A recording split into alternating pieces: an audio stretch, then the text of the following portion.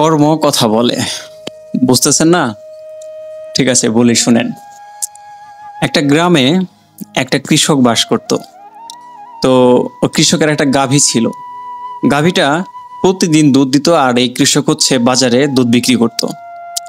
তো প্রত্যেকটা কৃষকের যারা দুধ বিক্রি করতে যায়, দেখবেন তাদের হচ্ছে বাজারে কিছু আলাদা স্পেসিফিক দোকান সিলেক্ট করা থাকে, যে দোকানে তাদের প্রতিদিন দুধ দিতে হয়। তো এই কৃষকটাও প্রতিদিন হচ্ছে একটা মুদি দোকানে দুধ দিত, আর মুদি দোকানওয়ালাও দুধ রেখে দিত। তো এরকম প্রত্যেক দিন 1 দিন 2 দিন 5 দিন 7 দিন তো দুধ দিয়ে যেত, আর মুদি দোকানওয়ালা হচ্ছে দুধ নিয়ে যেত।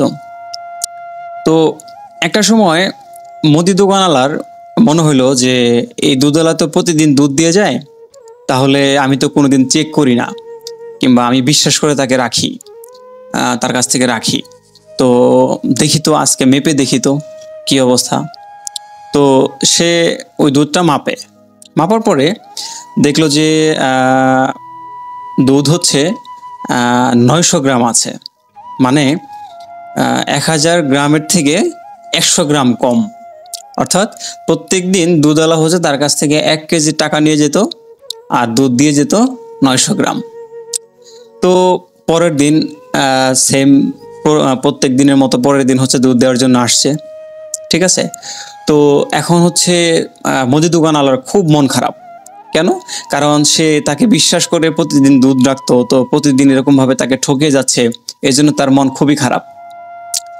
তো ওই দিন হচ্ছে মুদি দোকানওয়ালা দুধওয়ালাকে ধরার পরে বললো যে আপনি তো ঠিকই প্রতিদিন আমার কাছ থেকে দুধ হচ্ছে দিয়ে যান এবং 1 কেজি টাকা নিয়ে যান, কিন্তু আপনি তো আমাকে 900 গ্রাম করে দেন, তো আমাকে 100 গ্রাম করে প্রতিদিন কম দেন কেন?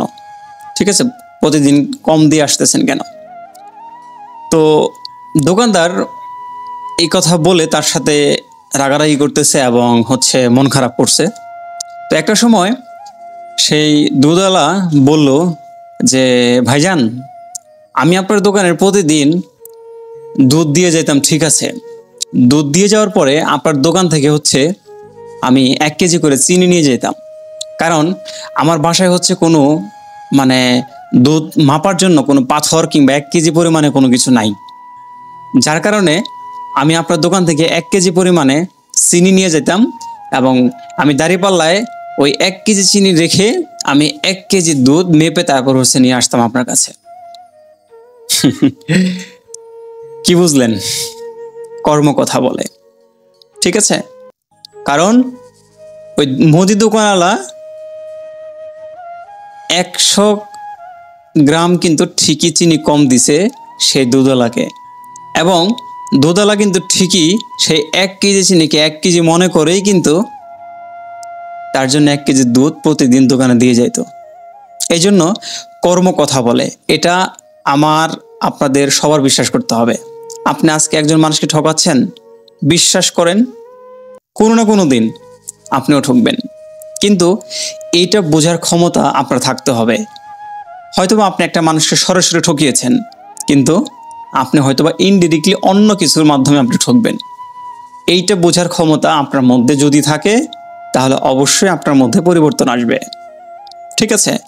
মাছওয়ালা বিক্রি করে, মাছওয়ালা দেখা গেছে মাছ বিক্রি করে, মাছে ফরমালিন মিশায়, ঠিক আছে। সে মনে করে যে আমি তো এই মাছ খাবো না, এই জন্য সে ফরমালিন মিশায়।